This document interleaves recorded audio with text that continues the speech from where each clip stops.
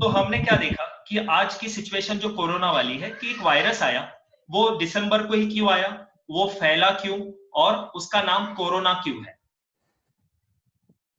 तो वायरस जो होता है वो राहु प्लेनेट होता है। कौन होता है? राहु। और राहु जब फैला दिसंबर को, तब वो पुनर्वसु नक्षत्र के दूसरे चरण में था। ठीक है। और पुनर्वसु नक्षत्र में वायु तत्व है ना, तो वायु तत्व का काम क्या है? फैलना। ठीक है, फैलना। और उसका अक्षर क्या है? को अक्षर है। तो राहु ने यहां से अक्षर उठा लिया अपने नाम के लिए, वायरस के। ओके। तो ना केवल वायरस का नाम, उससे होने वाली बीमारी का नाम भी को से ही आया। Okay okay. Okay. Anju ji, ये समझ में आ गया कनेक्शन? जी सर, बिल्कुल बिल्कुल क्लियर हो गया था। अब ये दूसरे चरण के नीचे आपको शुक्र दिखेगा। इस चरण का स्वामी कौन है? शुक्र है। शुक्र है। और शुक्र की राशि कौन सी दी गई है नीचे? वृषभ राशि। ओके, अगर मैं आपको कहूं ये वायरस आया कहां से, चाइना में कहां से आया वायरस, तो आपका क्या बताएंगे? चाइना में कहां से आया? वृषभ राशि वाले से आया होगा। नहीं, लेकिन कौन से शहर से आया? कौन से शहर से ये फैला? नहीं याद आ रहा? भूल गए आप? 6 महीने में भूल गए? इतना फेमस शहर। नहीं, क्या नाम था उसका? वुहान। वुहान। Wuhan, yes. ऐसे तो याद आ रहा था, आगे याद नहीं आ रहा था। Wuhan, yes. वुहान। ठीक है, तो वृषभ राशि को हम यहाँ पे देखेंगे। ये वृषभ राशि है, और वृषभ राशि में अक्षर देखिए कौन से हैं। तो ये वायरस इनमें से एक अक्षर वाले शहर से आएगा। हाँ, ये रहा। समझ में आ गया? राइट। बिल्कुल। को अक्षर उसने पुनर्वसु से ले लिया, लेकिन उसका जो चरण अक्षर है, चरण स्वामी है, उसकी राशि वृषभ है। और वृषभ राशि में, यहाँ पे वृषभ राशि में बहुत सारे अक्षर है, उसमें से एक अक्षर वो है जो उस वायरस को जन्म देने वाला शहर है। ठीक है, तो हमें ये पता चलता है कि भाई यानी हमारे साथ जो इंसान जुड़ते हैं, हम जिस शहर में जाते हैं, हम जहां पर बहुत अच्छा ग्रोथ करते हैं, वो एक्चुअल में वो नाम का शहर मेरे साथ क्यों जुड़ा हुआ है, ये उस नाम से मेरा क्या महत्व है, या मुझे उसका क्या फायदा है, हमें ये चरणाक्षर बताते हैं।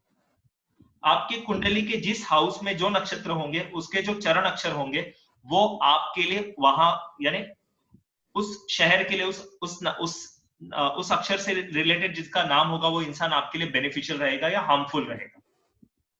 ओके। ठीक है। दूसरा पद जो है इसका आपके पुनर्वसु का, उसमें देखिए को अक्षर आता है। पुनर्वसु। ओके। और अभी जो राहु है, वो राहु हमेशा उल्टा चलता है ना, तो राहु देखिए यहाँ आ गया है, रोहिणी नक्षत्र पहला चरण। ओके, ओ आ गया, वो आ गया। और नए वेरिएंट का नाम क्या है? ओमिक्रॉन। क्लियर? या तो इसमें तो अच्छा, ये जो साइंटिस्ट है, नाम रखने से पहले हमारा पूरा चक्कर चेक करते हैं, बदतमीज कहेंगे। नहीं, देखिए, ये अल्टीमेट ट्रूथ है और ये अल्टीमेट साइंस है। तो सिंपल सी बात है, आप मानो या ना मानो, जानो या ना जानो, आप उसको फॉलो करो या ना करो, उसके अनुसार ही सब कुछ होना है।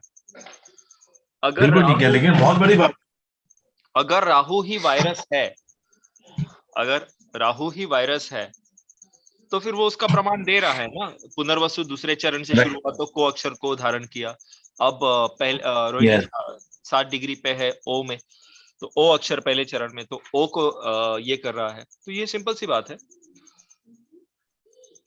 कि ये हो रहा है। और ये दुनिया में कोई अपने यूट्यूब पर, फेसबुक पर, ट्विटर पर, इंस्टा पर, कहीं पर भी सुना पढ़ा कि भाई राहु ही कोरोना वायरस है?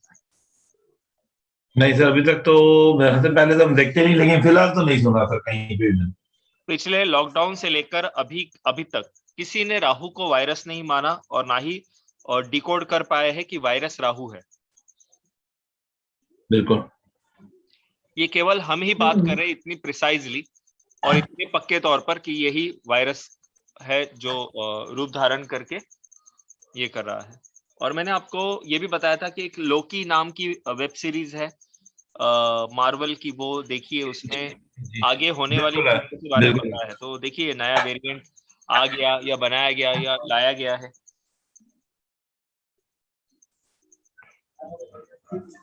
और WHO ने कहा है कि भाई इसको लाइटली मत लीजिए, ये बहुत भयानक हो सकता है, तबाही मचा सकता है वगैरह वगैरह। बिल्कुल बोला। तो अभी जो क्लास चल रही थी उसमें यही बात हो रही थी कि भाई अब ये स्थिति जो है ये कब तक बनी रहेगी। तो सिंपल सी बात है, दुनिया के जितने भी देश है उन देशों को रिप्रेजेंट करती है वो है मकर राशि। राइट। मकर राशि क्यों? क्योंकि मकर राशि बाउंड्री को रिप्रेजेंट करती है।